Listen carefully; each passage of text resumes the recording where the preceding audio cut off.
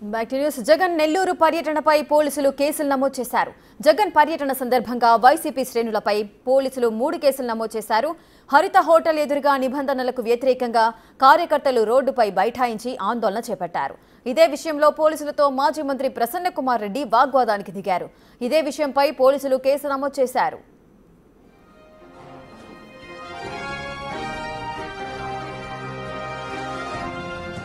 మరో చోట వైసీపీ కార్యకర్తలు అత్యుత్సాహం ప్రదర్శించారు. జగన్ను చూసేందుకు హాస్పిటల్ గోడ దూకి కార్యకర్తలు దూసుకెళ్లారు. పోలీసులు అడ్డుకునేందుకు యత్నించడంతో తోపులాట జరిగింది. ఈ తోపులాటలో ఓ హెడ్ కానిస్టేబుల్ తీవ్రంగా గాయపడ్డారు. హాస్పిటల్కు తరలించగా హెడ్ కానిస్టేబుల్ చేయి విరిగినట్లుగా డాక్టర్లు నిర్ధారించారు. దీంతో పోలీసులు కేసు నమోదు చేశారు. వీటితో పాటు మరో సంఘటనపైన కూడా కేసు నమోదైంది.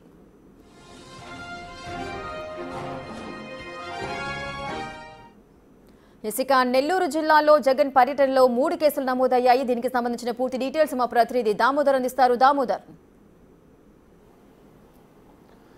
రేఖ, నిన్న వైఎస్ జగన్మోహన్ రెడ్డి నెల్లూరు పర్యటన సందర్భంగా ఏదైతే కార్యకర్తల అత్యుత్సాహం చూపడంతో పాటు మాజీ మంత్రి ప్రసన్న కుమార్ రెడ్డి నిబంధనలకు వ్యతిరేకంగా హరిత హోటల్లోకి వచ్చి ట్రాఫిక్ ఇబ్బంది కలిగిస్తూ కార్యకర్తలతో నినాదాలు చేస్తూ అక్కడ బైఠాయించడంతో పాటు ఏదైతే డిఎస్పీ సింధుప్రియను అనుచితంగా మాట్లాడడం, దీంతోపాటు తోపులాట సందర్భంగా పోలీసుల మీద దాడికి ప్రయత్నించడం లాంటి కారణాల చేత దర్గామిట్ట పోలీసులు ఒక కేసు నమోదు చేశారు. అదేవిధంగా ఏదైతే ప్రసన్న కుమార్ రెడ్డి ఇంటి వద్దకు జగన్మోహన్ రెడ్డి చేరుకుంటున్న సమయంలో పెద్ద సంఖ్యలో దూసుకు వస్తున్న కార్యకర్తలను అడ్డుకోవడానికి ప్రయత్నిస్తే ఈ సందర్భంగా జరిగిన తోపులాటలో ముఖ్యంగా ఏదైతే కౌన్సిలర్ పొప్పుల శ్రీనివాసరావు అతని అనుచరులు దూకుడుగా వ్యవహరించడంతో హెడ్ కానిస్టేబుల్ మాలకొండకు చేయి విరిగింది. దీనికి సంబంధించి మరో కేసు నమోదైంది. అదేవిధంగా అయ్యప్ప సర్కిల్లో ఏదైతే ట్రాఫిక్ ఇబ్బంది కల్పించిన వైఎస్ఆర్సీపీ కార్యకర్తలపైన మరో కేసు నమోదైంది. ఈ విధంగా 3 కేసులు నమోదయ్యాయి. ఏదైతే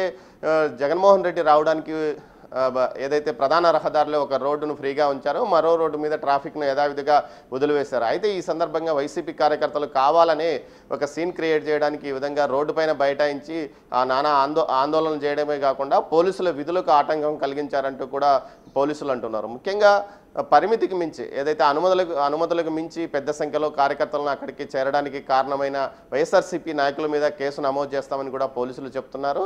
షెడ్యూల్ ప్రకారం పోలీసులు నిబంధనల ప్రకారం హెలిప్యాడ్ వద్దకు 3, ఏదైతే జైలు వద్దకు మరో 10 మంది నాయకులను అనుమతించారు. కేవలం 100 మందితో మాత్రమే ఆయన ప్రసన్న కుమార్ రెడ్డి ఇంటికి వెళ్ళి అక్కడ ప్రసన్న కుమార్ రెడ్డిని పరామర్శించాలి. ఇది పోలీసులు ఇచ్చిన అనుమతులు. కానీ వీటన్నిటిని మించి జిల్లాలో ఉమ్మడి నెల్లూరు జిల్లా వ్యాప్తంగా ఉన్న వైసీపీ శ్రేణులందరికీ పిలుపు ఇచ్చి జగన్మోహన్ రెడ్డి పర్యటనలో పాల్గొనాలంటూ వైసీపీ నాయకులు పిలుపునివ్వడం, దీంతోపాటు ఒక 5 నుంచి 6 వేల మంది కార్యకర్తలు ఏదైతే ఇటు జిల్లా జైలు సమీపంలోని బైపాస్ నుంచి నేరుగా వైఎస్ జగన్మోహన్ రెడ్డిని ప్రసన్న కుమార్ రెడ్డి ఇంటి వరకు అనుసరించారు.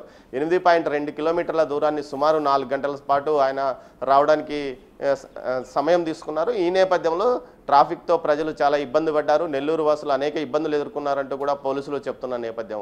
ఒక రోడ్డు ఫ్రీగా ఉంచినప్పటికీ రహదారిని మొత్తం దిగ్బంధించి ప్రజలకు అనేక ఇబ్బందులు కలిగజేశారు. దీంతోపాటు పోలీసుల మీదకి ఎదురుదాడి చేయడం, దీంతోపాటు తోపులాడడం, ఏదైతే నిషిద్ధ ప్రదేశాలుగా పేర్కొనబడిన ప్రాంతానికి మాత్రం ఏదైతే ప్రసన్న కుమార్ రెడ్డి ఇంటి వద్దకు కొంతమందిని మాత్రమే అనుమతిస్తామని చెప్పినప్పటికీ పెద్ద సంఖ్యలో కార్యకర్తలంతా దూసుకురావడం లాంటి పరిణామాలతో పోలీసులు కేసులు నమోదు చేయాలని నిర్ణయించుకున్నారు. ఇందులో భాగంగా 3 కేసులు ప్రస్తుతానికి నమోదయ్యాయి. మరికొన్ని కేసులు కూడా నమోదయ్యే అవకాశం ఉంది. మొత్తం మీద నిన్న ఏదైతే కావాలనే ఈ విధంగా శ్రేణులను రెచ్చగొట్టి తన వెంట రావాలంటూ వైఎస్ జగన్మోహన్ రెడ్డి కూడా పిలుపు ఇచ్చాడంటూ కూడా పోలీసులు చెప్తున్నారు. మొత్తం మీద దీనికి సంబంధించి పూర్తి స్థాయిలో అటు డ్రోన్ల ద్వారా తీసిన విజువల్స్ ద్వారా, అదేవిధంగా తమ దగ్గర ఉన్న సీసీ ఫుటేజ్ ద్వారా మరిన్ని కేసులు నమోదు చేస్తామని నెల్లూరు నగర పోలీసులు అంటున్నారు. Rekha. Right, thank you Damodar. Thanks for the love details.